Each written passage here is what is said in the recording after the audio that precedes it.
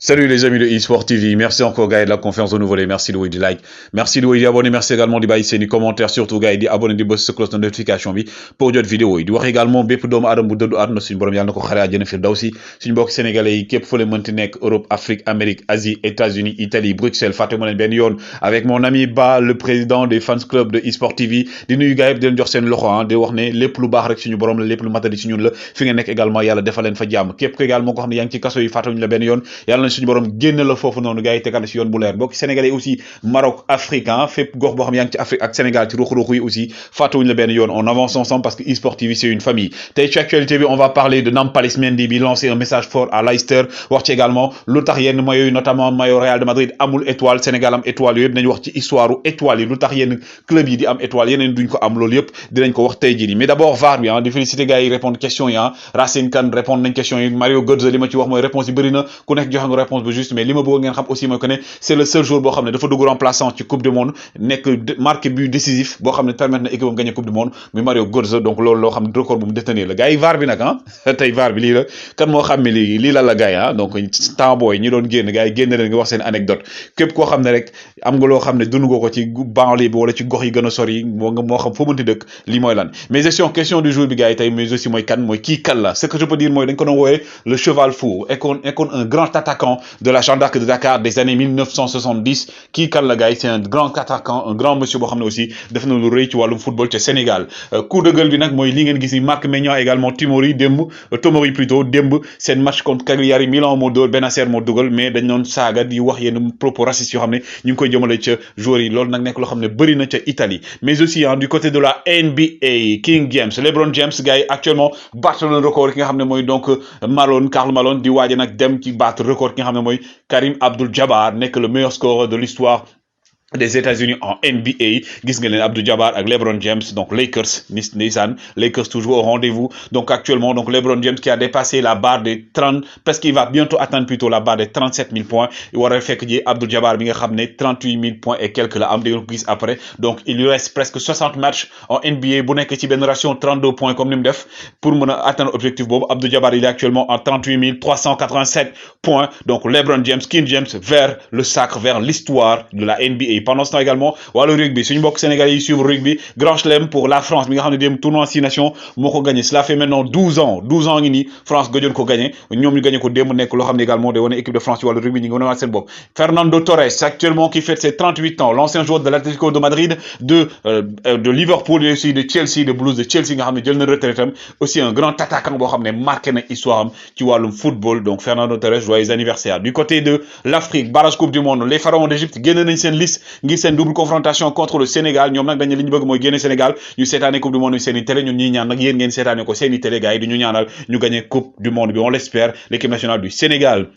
côté championnat sénégalaise Ligue 1 donc match yi ñëpp doon am démb Mbour Petite Côte Linguère moo ko dem def le bon résultat gagné ko 2-0 Casa Sport également dóor Sacré-Cœur ki nga xam ne mooy AS Douanes def le bon résultat dóor Teungueth FC mi nga xam ne actuellement malheureusement avec le coach Dabo ñu ngi si ay difficultés du côté de l'Afrique Coupe d'Afrique yi am compétition Ligue des champions africaines yi am yu tout donc ñi nga xam ne mooy Simba FC bu Pape Ousmane Sakho tey lay dugg en lice moom ñu koy ñaanal victoire l'enfant du Sénégal formé à Diambar nga xam ne mi ngi wane boppam bientôt inchallah on l'espère mu ñëw rejoindre équipe nationale parce qu'il a un très bon niveau côté programme yi tey di ngeen am Marseille Monaco, Paris Saint-Germain Monaco, Marseille OGC Nice, mais également le Classico à Santiago Bernabéu entre le Real de Madrid, mais également le FC Barcelone. Du côté Italie également, le derby romain entre la Lazio de Rome et l'AS Rome. Lazio de Rome, AS Rome, bu José Mourinho, Taylor, 16h30, 55 plutôt, JMT, am ñu koy seetaan gars yi ngeen mën ko seetaan sur la chaîne Canal ak yeneen chaîne yi nga mën ngeen ko seetaan. Du côté de l'Espagne, derby yaa ngi nii, mais il faut retenir également ki nga xam ne mooy donc Villarreal bu Boulaye Dia de jouer tey ak Cadiz également Real Betis Séville bu Boulaye Dia des joueurs qui bu Sabali des joueurs ak nga xam ne mooy Celta les joueurs mais aussi comme je l'ai dit le Classico bi nga xam ne ce sera le Classico entre le Real de Madrid ak également le FC Barcelone notamment ki nga xam ne mooy Lionel Messi ak Cristiano Ronaldo dinañ toog seen kër yor seen ndox ak seen i bouteilles ak seen i boissons di seetaan match boo xam ne tey day am Classico boo xam ne également ci Santiago Bernabéu lay am gars yi depuis 2019 waa Barcelone gëj nañoo na gagné ñi nga xam ne mooy Real de Madrid donc yi ñu am yëpp Real moo leen dóor wala ñu am match nul donc match boo xam tey match revanche lay doon pour les Blaugrana même si nga xam ne kii di Karim Benzema il est forfait on prédit que ne tey ñi ngi doon wax naan Mariano Diaz mais selon les dernières informations ki nga xam mooy Gareth Bale boo moytul moom la ñuy def tey mu nekk attaquant de pointe ci match boo xam ne tey waa Santiago Bernabéu waa Real ñoo war a gagné parce que même bu fekkee ne jiitu nañ dinañu gagné parce que match boo xam ne derby lay doon pendant ce temps également Eden Hazard si classico Eden Hazard di ko fekkee gars yi jouwul benn minute ki nga xam ne mooy Eden Hazard ba mu ñëwee ba léegi musta jouer classico ak ñi nga xam ne mooy Real de Madrid parce que soit des blessés soit ñu teg ko ci banc bi donc Eden Hazard tey peut-être que mooy nekk 7e classico du jouer ki nga xam ne également ngeen gis ni Ansu Fati moom waa direction médicale du FC Barcelone ne nañ ko bàyyi mu entraîner pendant encore quelques semaines ak FC Barcelone balaa ñu ko jox autorisation mën a jouer waat parce que fi mu ne nii day soog a jóge blessure mais dafa am temps de récupération bu mu war a am et du côté également de l'Espagne toujours ah ki nga xam ne mooy Diego Simeone nekk aujourd'hui le 4e entraîneur à avoir eu bien sûr le plus de clean sheet ci wàllum Liga moo ëpp clean sheet 4e entraîneur ba nga xam ne foofu noonu ci Espagne moo ëpp clean sheet dans l'histoire du football espagnol pendant ce temps également ki ngeen di gis nii ngeen dootu ko présenter le joueur du FC Barcelone actuellement il est côtoyé aussi par l'Atlético de Madrid Sergio Roberto waa Atlético fi ne ñoo ko bëgg a jënd mais aussi il faut retenir ki nga xam ne mooy gis nii gars yi di Canonier nag xale boo xam ne gars yi actuellement il fait partie des meilleurs buteurs U18 en Angleterre en Premier League si compétition Youth League et tout donc moom actuellement il est à 32 buts notamment ci championnat Angleterre U18 yi moom boo leen ko fàttalikoo moom moo nekkoon xale bi passoon Alexander-Arnold dernier but bi nga xam ne dugaloon nañ ko ci remontada bi diggante Barcelone en 2019 moom mii ngeen di gis ni Canonier moo nekk ndale moom actuellement il est parmi les meilleurs buteurs ci championnat Angleterre U18 il a 32 buts Trent Alexander-Arnold Trent Alexander-Arnold actuellement gars yi lii mooy statistique malheureusement dina manquer pendant quelques semaines et li nga xam ne mooy Liverpool est-ce que loolu du jouer également ci course au titre bu Liverpool am ak Ligue des Champions on ne sait pas mais gis nga actuellement c'est le meilleur passeur de la Premier League donc blessure am dina porter préjudice Anderson également actuellement moom Jordan Anderson dina nekk joueur bi ëpp lu mu disputer ay match foofu noonu ci Premier League cette saison avec le Liverpool 41 matchs le joué au total donc moom mooy seul joueur actuellement boo xam ne mën na atteindre barre boobu noonu cette saison également barre 2000 buts ñii di waa Arsenal nekk 3e équipe bi ko atteindre gannaaw Manchester United ak ñi nga xam ne ñoom mooy waa Liverpool donc dem seen but bi nga xam ne Bukayo Saka moo ko dugal moo tax ñoom egg nañ ci 2000 buts pendant ce temps Mr clean sheet 43e clean sheet en 79 matchs machallah on touche du bois du fer tout ce que vous voulez laa leen lu leen bëgg ci Edouard Mendy di ko ñaan mu amaat yeneen clean sheet l'enfant du Sénégal Edou Mendy le mur de Gorée comme j'aime à l'appeler wone waat na boppam ndax démb il a gardé encore ses cages inviolées Edouard Mendy wéy di wone boppam wax naa ko Thomas Tuchel nee na actuellement c'est l'un des meilleurs gardiens du monde et que li muy apporté ci li nga xam mooy li Chelsea nekk na loo xam ne gars yi kenn du ko naatable ki nga xam ne également moom mooy donc kii di Thomas Tuchel donc Thomas Tuchel 26 matchs benn défaite la ci am ci 90 minutes de jeu 26 matchs benn défaite la ci am 6 matchs yi ñu mujjee yëpp ils ont gagné 6 matchs consécutifs moom mi nga xam ne aussi Thomas Tuchel dans l'histoire il faut retenir que musta perdre demi-finale compétition bu mu mënti jouer pendant ce temps aussi li nga xam ne ñoo ëpp ay tir fa nga xam ne mooy ci 5 ans yi ñu génn foofu noonu ci Angleterre Manchester City la am 10 Chelsea ak Liverpool am 5 Arsenal am 3 ki nga xam ne mooy Manchester United am 0 pointé ki nga xam ne mooy Nampalys Mendy du côté de Leicester moom nag lañ ko defee interview mu ne moom saa yu duggee si terrain bi day joxe lu mu bëgg entraîneur bi jox ko temps de jeu wala jox temps de jeu moom fu mu mënti jouer day wane boppam day joxe lu mu mën ba entraîneur bi décider leen lui aujourd'hui qui est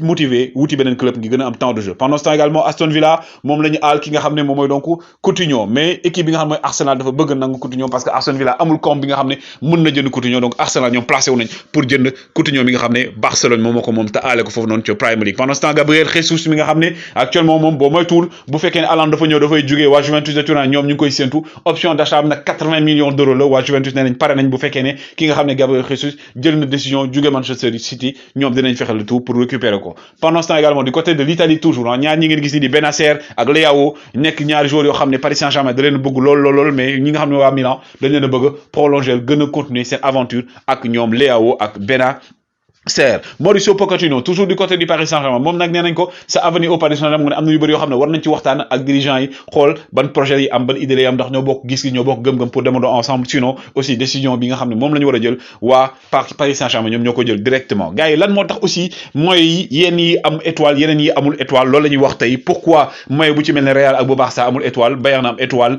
maillot yeneen équipe yi am yoo xam ne Paris Saint-Germain amul étoile Marseille am étoile loolu yëpp dinañ ci wax d'abord ce qu'il faut savoir mooy que étoile gars yi fi ñu ko njëkk a gis gis ci par rapport équipe nationale c'était le Brésil bi nga xam en 1974 ñom ñoo am 5 étoiles parce que 5 coupes du monde ñu jël. Italie 1982 le ko tambali am 4 étoiles. Allemagne 1990 lañ ko tambali def seen 4 étoiles au total. France 98 lañ commencé am seen ñaari étoiles mais Uruguay ak Angleterre bi nga xam notamment Uruguay nga xam bokku na ci njëkk jël coupe du monde ñom à partir de 2000 lañ commencé appliquer règle bobu nonu def étoiles ci équipe nationale. Mais côté des clubs ce qu'il faut savoir moy que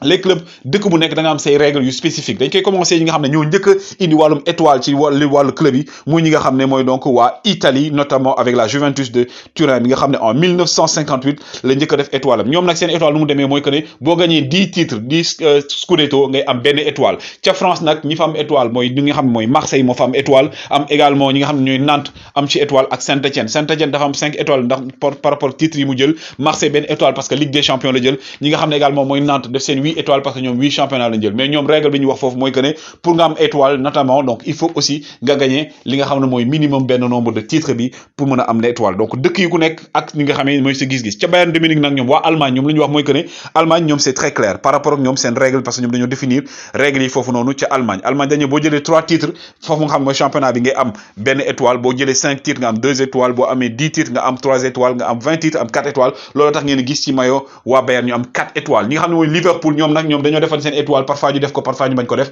étoile yi ñu def mooy nombre de coupe d'Europe yi nga xam ne jël nañ ko diggante 1977 ba at yi ñu toll nii moo tax Liverpool di am ay étoile waa Real nag côté boobu côté Espagne ñoom lu ñu décidé mooy que ne ñoom étoile yi nekk na loo xam ne c'est pas obligatoire moo tax ñoom doo gis mukk ñu am étoile li nga xam mooy seeni maillot muy Barça donc di wàllum ki nga xam mooy Real de Madrid parce que loolu culture la ci ñoom moo tax ñoom doo gis seeni maillot ñuy am ay étoile mais comme je l'ai dit fa nga xam ne mooy ci Liverpool moom seet Liverpool la ngay gis seen maillot di am étoile ay moment ñi nga xam ne ñoom kii ñoo ngi ko doon def waa Manchester City dañ ko bàyyi parce que fii la woon même Liverpool booy seet seen maillot bi nii defuñu si étoile donc règle bi ce n'est pas spécifique du côté plutôt de ces clubs en équipe nationale Afrique également ñoom étoile yi bu nekk day signifier nombre de coupes d'Afrique bi nga jël moo tax ngeen gis Sénégal pour la première fois de l'histoire le 6 février 2022 grâce à un but historique de Sadio Mané ñoom ñi am étoile Sénégal am étoile am li tax nag également Ligue des champions ku ko gagné doo am étoile Ligue des champions ku ko gagné doo am étoile patch bi ngay gis ni ngay am gis logo li nga xam moy coupe bi ak nombre de trophées bi ngeen gis ni moy bu Real de Madrid 13 la motax sen côté maillot à droite ni nga gis wala à gauche nga gis ci patch bo xamné nombre de chiffre bi ngeen gis fofu moy nombre de maillot bi ngeen di li nga xam nombre de titres yi nga xamné gagné goko comme bi ni également bu Bayern de Munich entre autres donc Bayern étoile championnat la du Ligue des champions donc il faut le retenir et comme je dis côté France également ñom France sen règle ñuy teg moy que né ñom fofu non ci France bo amé 10 titres championnat nga wara am dans les normes ben étoile donc 10 titres championnat ca France ngay am benn étoile dans leur nombre mais par rapport ak règle yi waa Nantes ñoom dañ def loolu ñoom seen 8 étoiles yi mooy nombre de titres yi am Marseille benn étoile de parce que Ligue des champions la jël Saint-Étienne également def ko parce que moom aussi li mu jël aussi ci championnat bi 10 fois gars yi li ngeen di gis ni également moy kii nii kenn dootu ko présenter Pathé Ciss le frère de plutôt de Saliou Ciss actuellement di évoluer ci Espagne moom aussi ñu formé ko ci Jàmbaar de Dakar prochain maillot bi moom moo koy maye jeu concours bi dina commencé waat gars yi toujours un plaisir de vous servir woy leen di like woy leen di abonné et le plus important abonné leen bës cloche de notification bi on avance ensemble eSport TV toujours pour vous servir jaa ngeen jëf